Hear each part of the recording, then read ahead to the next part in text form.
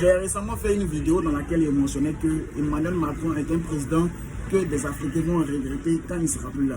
Les Français également. Depuis quoi j'ai reçu des injures en commentaire, me traite de ridicule que j'ai perdu la tête. C'est mon opinion. Pour moi, Emmanuel Macron est le président français avec le plus d'inclusion. Quelqu'un qui discute avec la jeunesse africaine. Il est vrai que nous avons en tête la peur du colonialisme. Nous avons peur que des choses se répètent et que nous avons peur du maître qui se joue de nous. Mais en réalité, quand on voit dans les actes et dans les discours d'Emmanuel Macron, il ne faut pas fermer les yeux quand même sur ses efforts.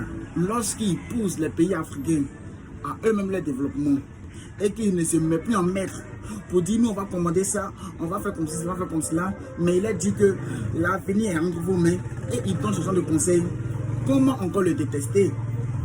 C'est pour ça même qu'il est détesté par les Français, parce que libéral, parce que désormais il veut ouvrir la porte à ces sujets.